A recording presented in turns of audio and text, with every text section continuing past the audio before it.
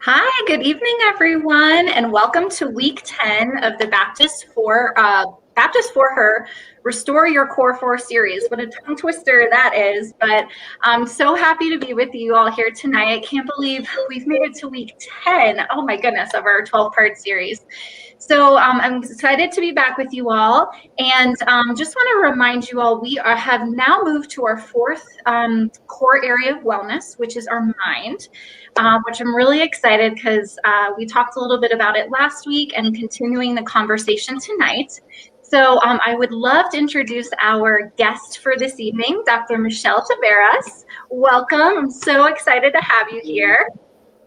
Thank you. I'm excited to be here, Jean. Yeah, and so if you don't know Dr. Taveras, she's been with us before, but she's a psychologist with Baptist Behavioral Health and actually specializes with children and adolescents, which is really cool. And I picked her specifically for this topic just on her expertise for that alone too.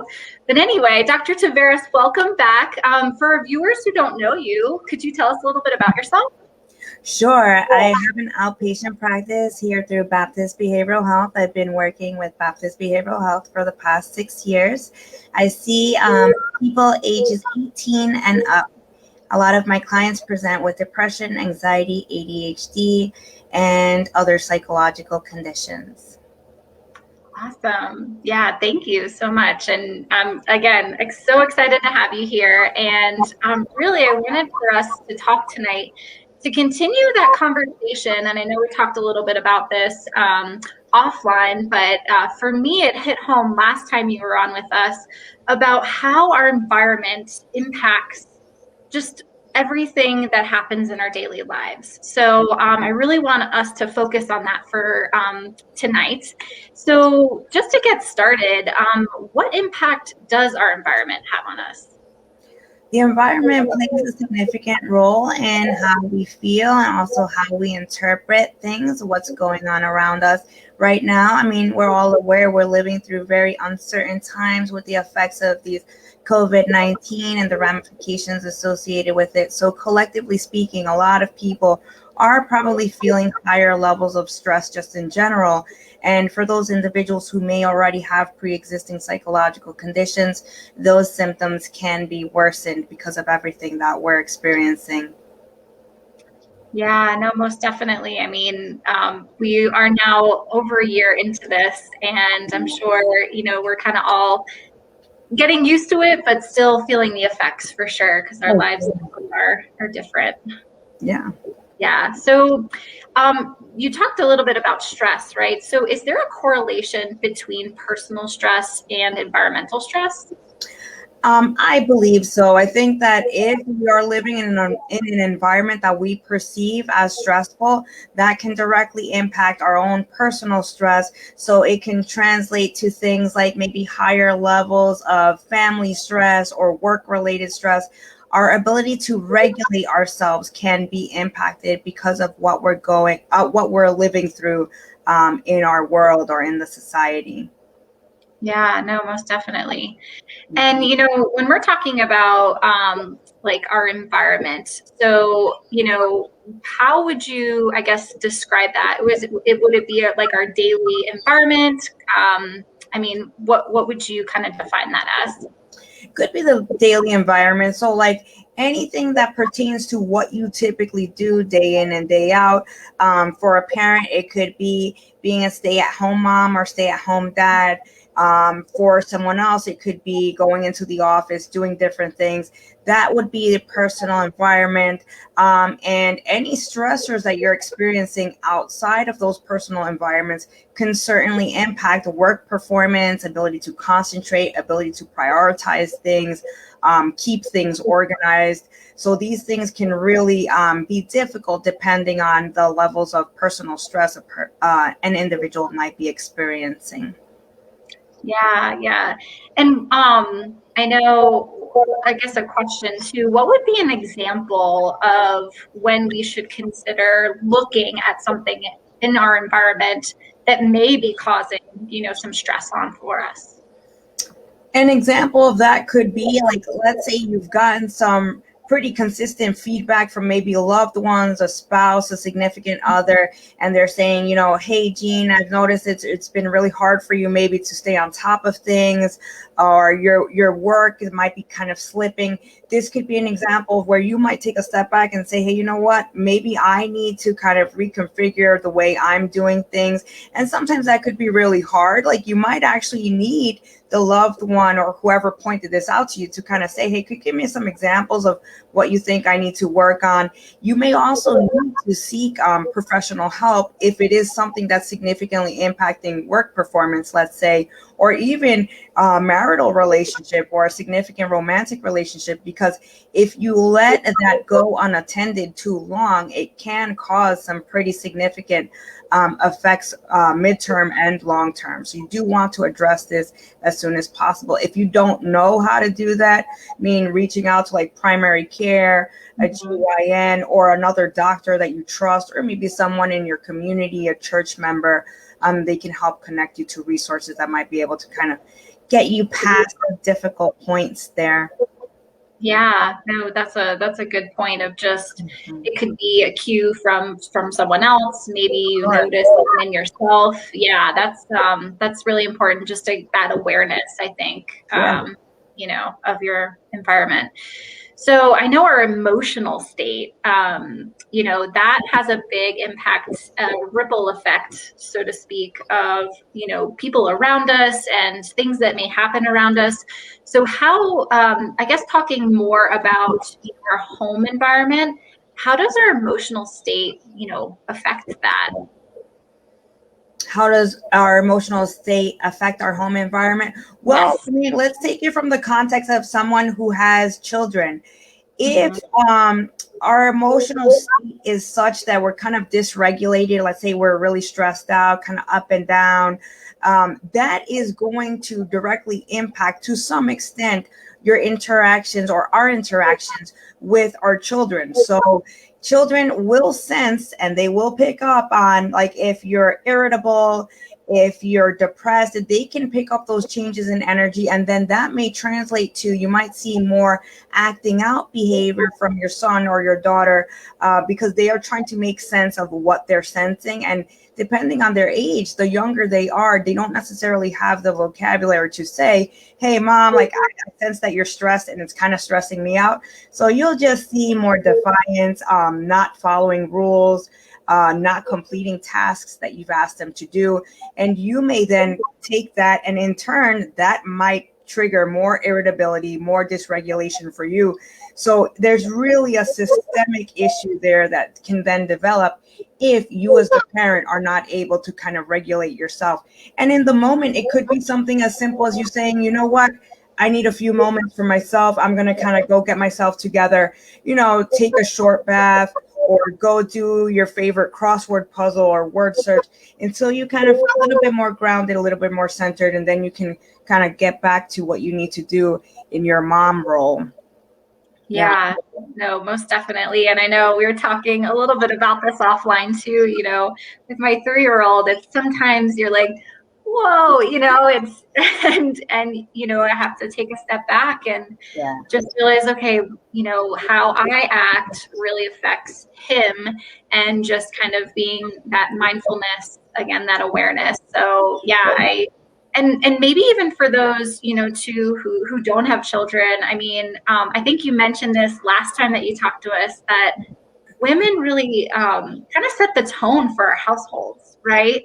And so even if, you know, you don't have any children at home, that can affect your spouse, and maybe any other loved ones that live with you, right? Yeah, it can even affect your pets, believe it or not. A lot of people don't really think about that. For someone who is single, if you don't have children, ladies and gentlemen, if you have pets, they pick up on that energy as well. So if you start to notice that maybe Rufus is a little bit more agitated these days and you're not really sure why, you might want to do a self-check and kind of see, have you been giving off more agitation? Because he might very well be picking up on that. And if you're kind of off your game with your structure or your routine, with feeding him or making sure that he's getting his walks, you're going to notice some dysregulation in your pet. And again, that could also exist within a systemic realm. So you do want to make sure that you're as balanced as you can be to provide the care that your pets need.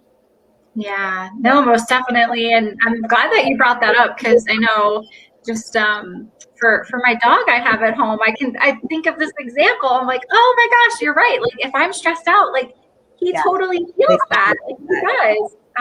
So I'm glad that you mentioned it. And we had actually a comment from Arlene. She said, my children are all grown and some married, but she said, this is great info. So thank you, Arlene, for tuning in with us. And if just as a pause here too, if anyone has any questions, feel free to chime into our conversation. We'd love to hear from you. And Kara's agreeing with me that 3 is a hard age. Yes, it is. It really is. The number one thing when you're caring for younger children, especially when we're talking about how our emotions and the environment are connected, is you have to take time for you yourself to feel grounded. And I know that as a parent, especially, it can be very, very difficult to carve out time for yourself. It is so important. And we're not talking about like an hour of time that you're carving out for yourself. If all you have is 5 minutes, then that's what you're working with. You're doing a quick word search, or you're sending that text to your friend that always makes you laugh, or you're checking to see what is a 5-minute recipe that you can whip up in, a short amount of time, because this is going to help you kind of shift gears. And then when you do go back into interact with your 3-year-old or your young child, you will have more emotional stamina, more momentum to work with. It really does make a difference. Yeah, no, certainly. And would you say this also pertains if someone's like a caregiver, maybe for parent or, whoever it may be? Definitely. Yeah. Definitely. Yeah, oh, go ahead. Anyone that's interacting with another person, even if your children are adults already, like Arlene had said, the relational component is a universal concept. So these concepts do apply regardless of age. You're looking at ways to stay connected with others that helps you feel balanced. So you're going to want to avoid people who tend to trigger agitation or frustration for you, especially if you're contending already with those environmental or external triggers, because that will, it's going to dysregulate your mood in some way.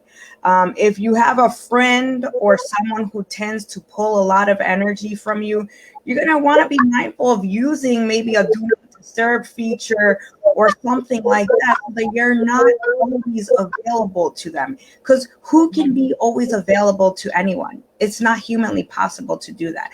So when we're talking about control and things that we can control, if we externalize that, we say, okay, we're just going to kind of wait and see what happens, that puts the control in the environment's realm. And once that happens, you're going to feel dysregulated. So you have to ask yourself, what do I have control over? And the base of that starts with bringing it internal. What do I need to feel more grounded? What do I need to feel more in control? How can I go about doing that? So setting boundaries, having structure and routine. I know we talked a lot about that last time, and one of my other colleagues that you had on here as well talked about structure and routine. That is key. If you don't have structure and routine to some extent in your day-to-day, you're going to be more impacted and more susceptible to whatever's going on in your environment. There's so much research to prove that and to really speak to the importance of shifting internally and working within yourself to feel more grounded. And then you give that energy out. So yeah. Your pet is going to pick up on it. Your kid is going to pick up on it. And then you're going to see, wow, oh, look, he seems to be paying more attention. He seems to be following rules more effectively. These things are not random. Everything's connected. Mm-hmm. Yeah. And I love that you mentioned the idea of routine. I mean, just beings ourselves, we thrive off of routine, like you said. And, it helps with setting expectations. It helps, like you said, with boundaries. Yeah. So I love that. And that's essentially the core of it, right? Is creating your environment, is creating your routine. Sure. Yeah. You're creating. Oh, sorry. Go ahead. No, go ahead. You're creating your own environment within your environment. So our environments, each individual person's environment is going to be different. It's going to be based off of their frame of reference, how they view the world, what they value, and what they need in order to feel centered and in control. Yeah, definitely. Mm-hmm. Well, and then talking about, continuing with our homes, because I think, especially in this last year, our homes have become almost everything to us, right? We work there. I know personally, I work at home. It's school, at home school with my little kid. We sleep there, we cook, we do everything. And so this has been a really big shift that I think, even myself, I'm still getting used to at times. But I guess, Dr. Ferris, my question to you is, what are some ways that we can kind of set ourselves up to be more successful with our environments at home? Have your environment set up the way that you need it to be in order for you to feel comfortable. Especially if you're working from home, it is really important to have a designated workspace. And now I'm not saying you have to have everything set up the way you had it in your office. You're working within those parameters. But if it's your workspace, it's just your workspace. You have only the things on your work area that you're going to need to accomplish the task that you're doing in that moment.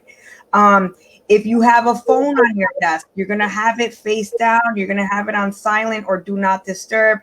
Pretend like you're at work. I mean, technically you are. You're just not physically. You're in a different space. So the more you try to model what you had in your work environment within your home work environment, the more grounded and in control you're going to feel. It's going to improve productivity, enhance concentration, help you with prioritizing and organizing.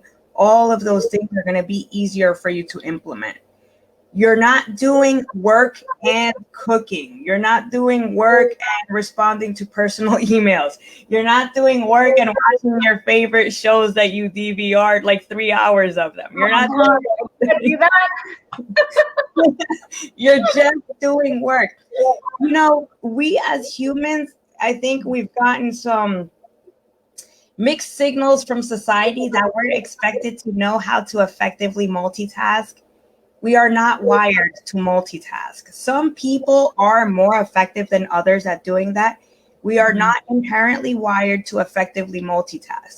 The human brain functions most effectively when you're doing one thing because you're streamlining all your attention and energy to that one thing.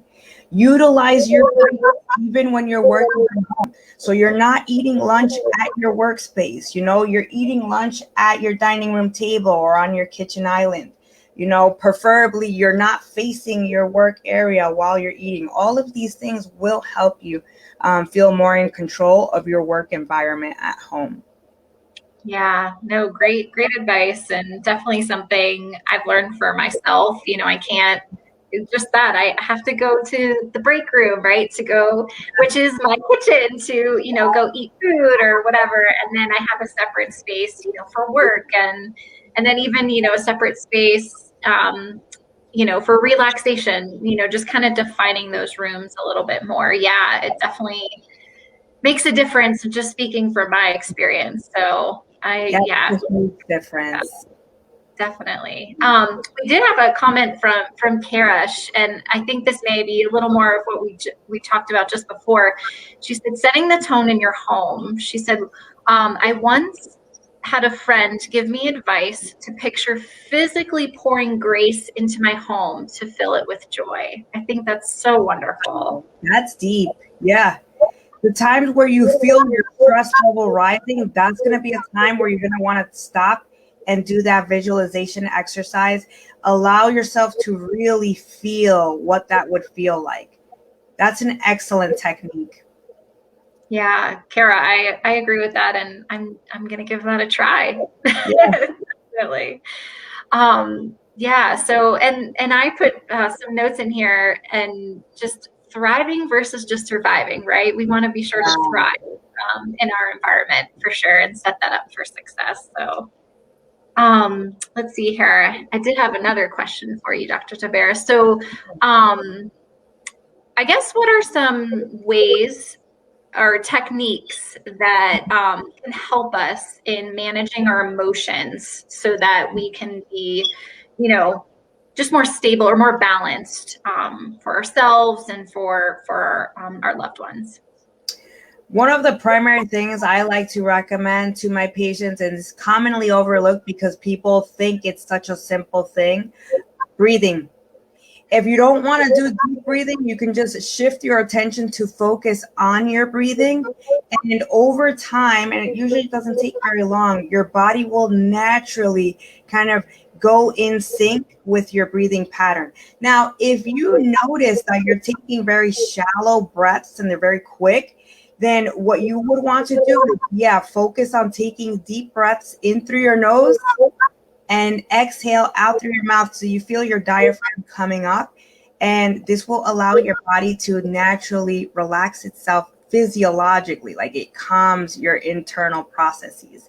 Very, very effective. One of the most effective things that you can do in the moment to help regulate your mood and bring down agitation. Yeah. And you could also do aromatherapy. There's a huge market for that nowadays. You can get scented oils pretty much anywhere that you can think of.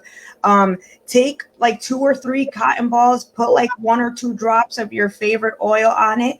Take a Ziploc bag, put those cotton balls in there, leave the Ziploc bag a little bit open, put it somewhere like in a focal point of the room so that you're not like overpowered with it, but you still get the scent of it.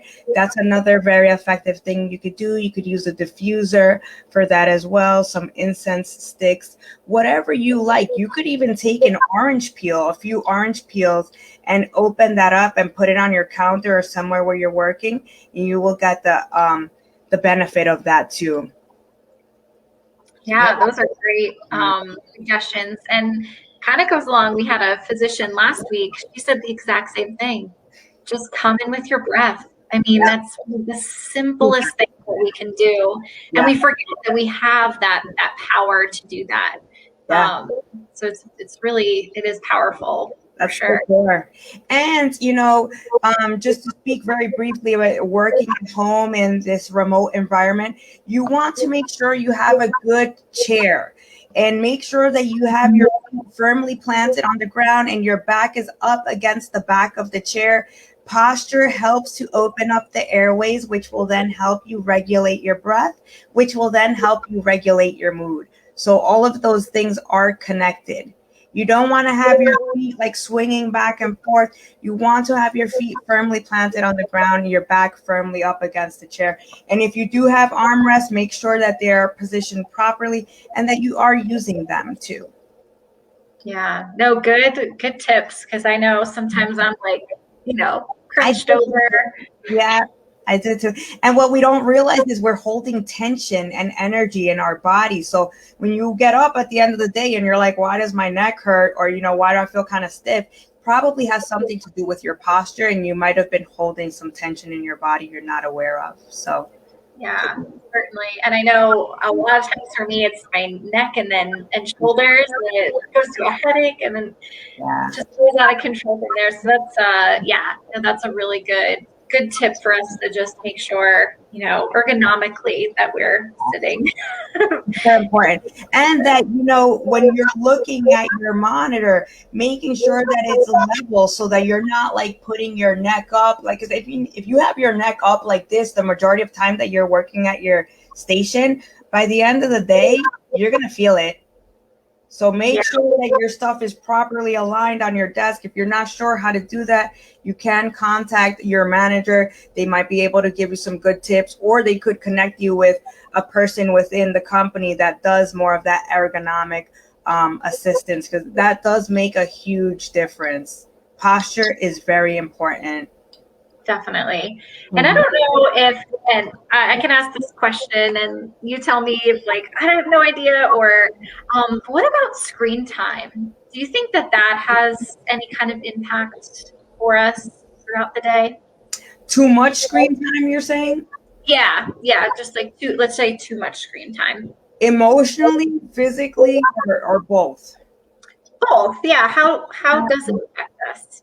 Well, honestly, screen time is just like everything else, everything in moderation, right? So if you're spending the majority of your time in front of a screen, whether it's laptop, desktop, or your phone, yeah, you are going to feel the effects of that visually. The eyes do get tired. They are susceptible to fatigue, as is the body physically and emotionally. You do want to try to limit that, and this is where it's important to be mindful of any breaks that you would have.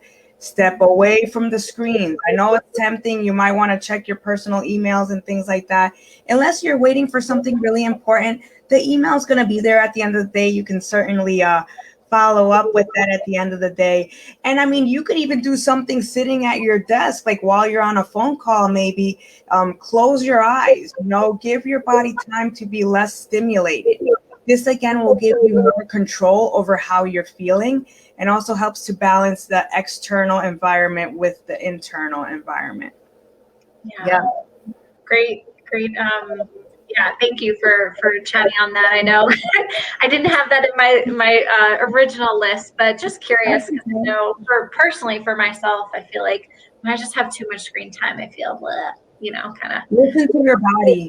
Your body will tell you if you're doing whatever it is. If you're doing too much of it, your body will tell you, and then use that feedback to kind of shift your attention and energy to a different task. Yeah, no, great. Well, and again, I welcome our viewers if you have, again, any questions for Dr. Taveras while we're here. But just to start to close out our session a little bit, what are, some pearls of knowledge? And I know this is a funny term that I've used, but what are some pearls of knowledge that you'd like to leave our viewers with today? When we're talking about the concept of like the external environment, how that ties to our emotions, you want to keep in mind the more in control you feel, you're going to put that energy out. So really taking time to do the things that you value that maybe you otherwise think you don't have time to do.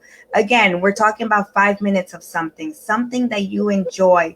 It is going to help to really balance out your day, give you more emotional and physical stamina, and kind of set the tone for you.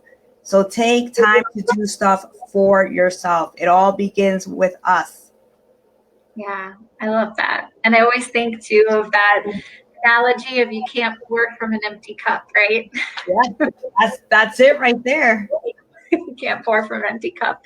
Well, awesome. Well, Dr. Taveras, I don't see any other questions, but I just want to thank you so much for your time tonight and joining me to talk about this. I think, we've talked about it in the past, but just to reiterate this, because, it's so important that we, focus on ourselves and think about, our environments around us and how they really affect us. So I appreciate your expertise on that.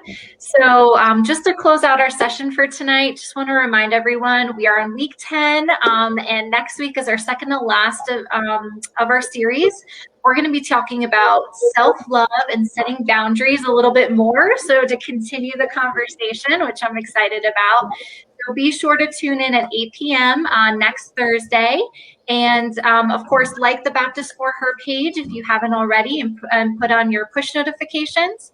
But I just want to thank you again, Dr. Taveras, and everyone for tuning in. I hope you all have a wonderful evening. You're very welcome, Jean. Thank you very much. Bye, everybody. Bye.